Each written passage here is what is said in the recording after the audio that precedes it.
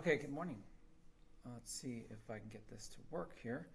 I'm trying to go over some last minute tips, whether you're watching this the night before the AP exam or today, which is 7 plus 14, 21 days till the AP exam, according to my English teacher math. Some last minute tips. Remember that the three prompts will be synthesis, analysis, and argument, so you should not be surprised. If you just Google last year's, the synthesis was about food trucks, and it was a evaluation synthesis, meaning you're evaluating factors to consider when regulating mobile food service establishments or food trucks. And then if you scroll down, the analysis was from a memoir. They're usually a piece of nonfiction. I've seen oftentimes a letter or a speech. This one is a memoir from a Chinese Canadian, and it's kind of interesting. So again, you're looking for rhetorical choices. Okay, so rhetorical choices is anything and everything to convey his message about the experience preparing to immigrate from China to Canada, eh? The argument is pretty easy. We live in Southern California, so we're obsessed with possessions. It's an argument about possessions. I write an essay that argues your position on the extent to which Baca's claim about the value of possessions is valid. Okay, he's basically saying in America we value possessions more than we do stories and experiences. Okay, so those are the three prompts. Pretty easy and very much manageable. Don't be surprised on the day of the test. I personally like the synthesis because it's accessible. A lot of us have eaten from a food truck. Food trucks come to our school, and we have things like 8th grade parent night and back to school night, different events. They've even come for football games. The analysis, a memoir, a modern memoir, is very accessible. An argument about possessions, since we live in a materialistic culture, that's easy to do.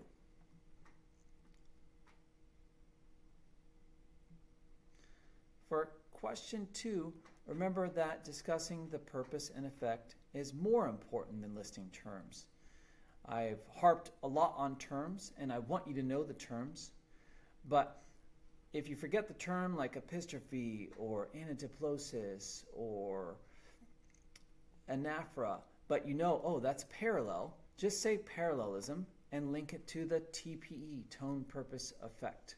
The second bullet here is for all the questions, make sure you know exactly what's being asked before you dive right in.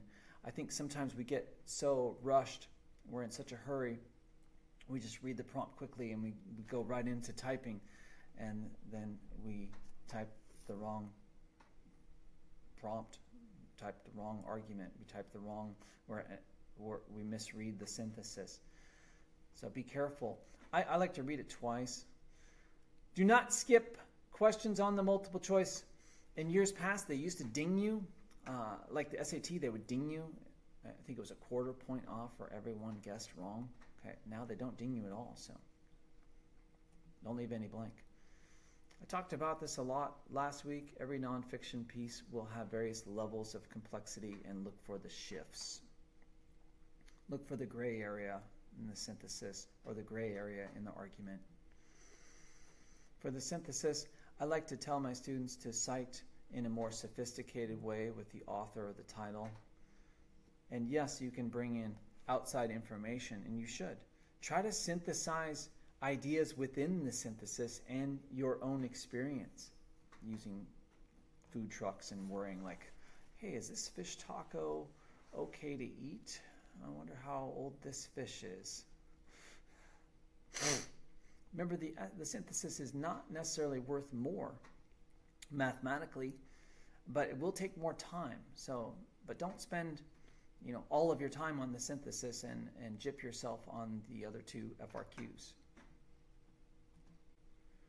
For the analysis, the question 2, you can always talk about connotation, and remember TPE, tone, purpose, effect, and certainly there'll be things to talk about syntax, so you may want to review that. You can always look for irony. I like the sign. Posting signs on windows or doors is prohibited. So, English teachers, we love irony. Okay. Multiple choice questions are commonly word and context and main idea. As you read through the passage, think about the main idea.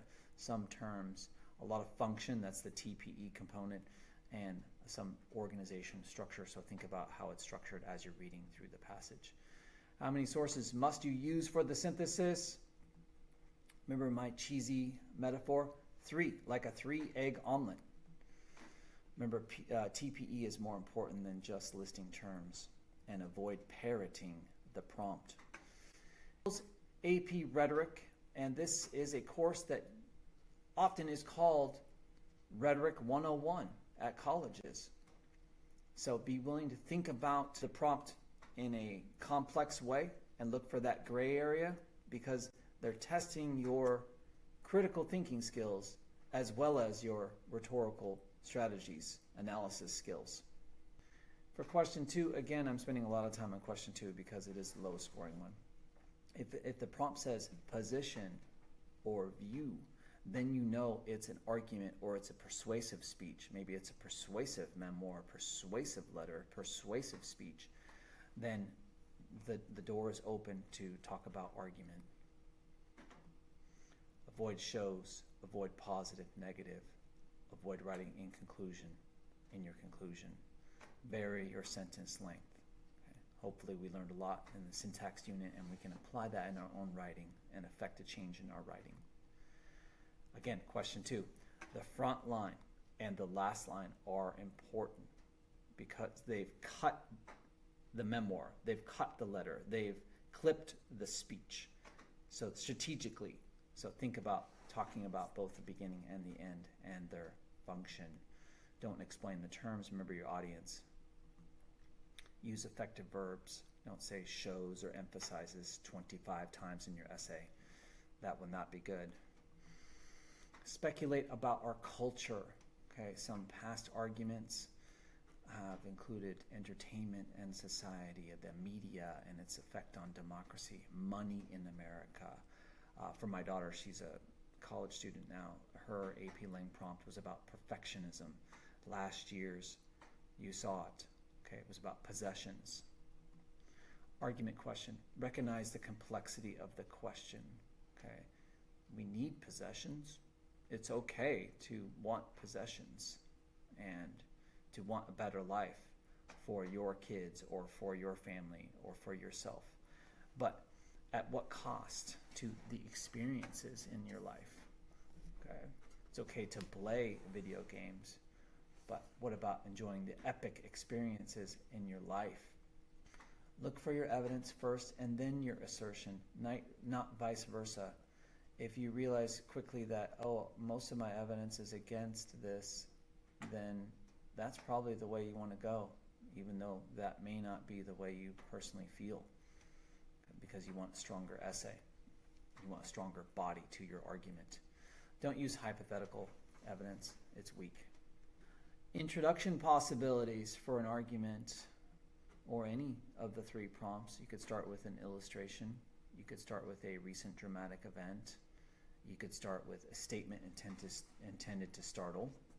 Okay, it could be a stat. Okay, that's one of my favorites. Or you could start with a quote. That's my least favorite.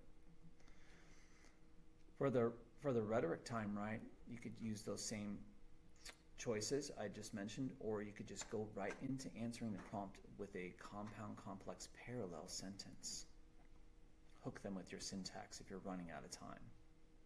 Multiple choice, remember no blanks, don't leave anything blank. Do the easy questions first and then go back and answer the harder ones. If you're running out of time, quickly answer the word and context questions. Those are easy money. Stamina. We're getting close to the end here. Okay. And sadly, AP Lang is oftentimes the last AP test for my students. They've taken like 4, and this is their 4th. So eat and sleep right the 2 days before the test. You don't want to burn out by the last section of the multiple choice or by the last essay. this could make a difference between a 3 and a 4. I hope this is helpful. Good luck, everybody.